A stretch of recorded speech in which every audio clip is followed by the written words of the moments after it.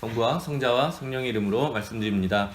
네, 오늘 주일도 여러 가지 날이 겹쳐 있는데요.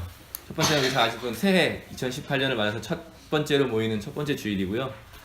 오늘 저희가 주보로 써 있는 것처럼 주님의 세례를 기억하는 주의 세례일이기도 하고요.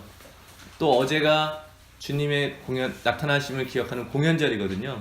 그래서 공연절은 동방교회 성탄절이에요. 그래서 아주 큰 축일이거든요. 그래서 이렇게 세 가지가 오늘 다 이렇게 중복되어 있습니다. 그래서 저희는 오늘 그냥 주의 세례에 초점을 맞춰서 하는데, 저희 안내를 보면 공연절을 오늘로 옮겨서 지킬 수도 있거든요. 그래서 많은 교회들은 오늘 공연절로 또 지키기도 합니다. 그래서 오늘 설교를 어떻게 할까 하다가 또 오늘 마침 우리 첫째 주에 또 아이들하고 같이 예배를 드리는 날이어가지고 아이들에게 좀 초점을 맞춰서 말씀을 좀 간단하게 나누려고 하고요. 매년 신년에는 주교님이 교구에 있는 각 교회에 이렇게 신년 사목교서를 보내세요. 그래서 원래 이 시간에 이 사목교서를 설교 대신에 읽기도 하거든요. 주보에 다 넣어드렸는데 이거를 한번 어른들은 꼭 한번 읽어보셨으면 좋겠고요. 그 성공회는 각 교회가 각자의 특징이 있지만 주교님이 가르침, 주교님의 어떤 이 사목 안에 있다고 하거든요. 그래서 주교님이 우리 전체 교회를 하나로 이렇게 통일시키는 그런 중요한 것이기 때문에요. 주교님이 올 한 해를 이런 사목의 방침으로 진행하려고 한다. 이걸 온 교회가 함께 나누는 것이 또 매우 중요한 의미를 가지고 있습니다. 네, 우리 아이들한테 문제를 낼 건데요. 문제. 마치는 한테 선물을 줄까? 예수님이 하나님을 뭐라고 불렀을까요? 되게 쉬운 건데. 아버지. 아, 맞아요. 딩동댕. 그래서 예수님을 성자 예수님 부르는 거는 예수님이 아빠라고 부르셨기 때문에 이제 성부 예수님이 하나님이 되신 거죠. 그래서 세례 받을 때 오늘 예수님이 세례를 받고 딱 올라오는데 하나님도 예수님을 뭐라고 불렀을까요? 아버지. 아니, 하느님이 예수님을 아버지. 하느님이 예수님을 아들. 맞아요. 아들이라고 불렀죠. 그리고 아버지 말고 아빠. 그래서 성경에 보면 너는 내 사랑하는 아들, 내 마음에 드는 아들이다. 그래서 아들로 이렇게 불러주셨거든요. 그래서 우리가 세례를 받는다는 거는 하나님의 자녀가 되는 거예요. 주은이가 왜 아빠의 자녀가 되는데 이유가 있었을까요? 몰라요. 그러니까 우리가 자녀로서 하나님을 아빠라고 부른다는 건 무슨 의미일까? 네? 자녀? 혜든이가 아빠의 아들이잖아. 그래서 아들을 자라고 부르고, 혜든이는 여자 형제가 없지만 주하는 신부님의 딸이거든. 그걸 여라고 불러서 합쳐서 자녀 이렇게 부르는 거야. 삼촌 잠대 왜? 아유 왜 이거 그래서 예수님이 하나님을 아버지라고 부르는 것처럼 우리도 다 세례를 받고 예수님처럼 우리 한 사람 한 사람도 하나님을 아버지라고 부르고 우리가 하나님의 자녀가 되는 거예요. 근데 그게 무슨 의미가 있을까? 두 가지만 이렇게 얘기해 보려고 하는데, 하나는 우리가 하나님으로부터 왔다. 우리 아버지가 우리에게 생명을 주시잖아요. 부모님이 우리에게 생명을 주시고 부모님을 통해서 이 땅에 온 것처럼 우리도 하나님을 통해서 이 땅에 왔다. 하나님으로부터 시작됐다라고 하는 거예요. 그런데 여러분 잘 보세요. 제가 주은이랑 주아의 아빠인데 둘이서 막 싸우는 거예요. 주은이가 내 아빠야 이렇게 얘기하는 거예요. 주아도 내 아빠야 이렇게 얘기하는 거예요.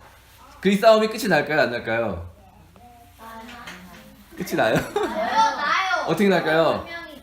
나요. 어떻게 날까요? 나요. 에? 한 명 울면 끝나겠죠. 아빠 두 명을 죽여. 아빠한테 혼나죠. 근데 결론이 나지 않잖아요. 그러니까 우리가 아빠라고 부르는 데는 이렇게 모두가 다 하나님의 자녀라는 거예요. 근데 우리가 좀 오래 교회에서는 이렇게 인간만 하나님의 특별한 자녀다 이렇게 생각했는데, 최근에는 인간뿐만 아니라 하나님의 모든 피조물이 다 하나님의 똑같은 동등한 존재라고 하는 것을 고백하고 있어요. 그러니까 둘이서 아무리 똑같은 자녀가 내 아빠라고만 주장하면 싸움만 되고 끝이 안 나죠. 사실은 모두가 다 하나님의 자녀라는 거죠. 그러니까 동등하다. 하나님 안에서 우리가 동등한 권리를 가지고 있고 또 하나님에서 동등하게 귀중하다. 이것이 우리가 고백하는 아주 중요한 의미인 것이죠. 그래서 우리가 자연을 함부로 대해서는 안 되는 거고 이웃을 내 몸처럼 사랑할 수 있는 거고 내가 아무리 싫어하지만 내가 싫다고 해서 그 사람이 하나님의 자녀가 안 되는 게 아닌 것이죠. 그래서 우리가 하나님을 아버지로 고백한다. 이것은 우리의 출발이 하나님에게 있다. 또 우리 모두가 연결되어 있다라고 하는 중요한 의미를 가지고 있습니다. 두 번째는 하나님을 아빠로 부르는 거는 그런 거예요. 주은이가 이제 물론 제가 통제를 좀 하긴 하지만 집에서는 자기 마음대로 할 수 있잖아요.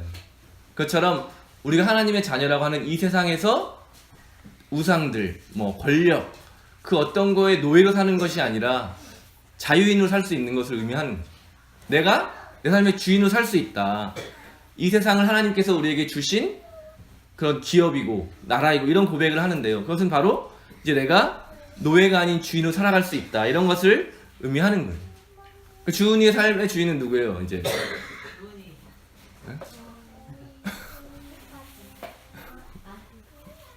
아닌 것 같지만 아직은 좀 더 어려서 그렇지만 우리가 다 자기의 삶의 주인으로 살아갈 수 있다. 그러니까 이게 지금은 다 자유로운 것 같아서 이렇게 충격적이지 않지만 굉장히 놀라운 선포인 거예요. 노예들에게, 실제로 주인의 지배를 받았던 노예들에게 당신이 자유인입니다.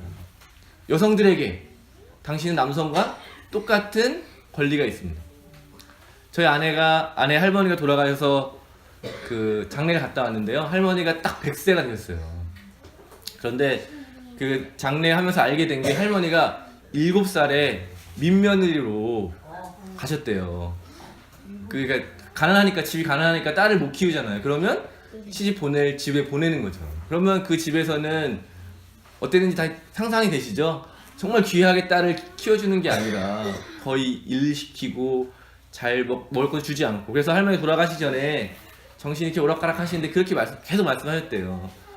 나 이렇게 옷 안 사주고 먹을 거 잘 안 준 거에 대해서 계속 이렇게 많이 얘기하셨다고 하더라고요. 그러니까 그런 사람들에게 당신은 그 집의 노예가 아닙니다 라고 하는 선언이 얼마나 놀라운 선언이겠어요.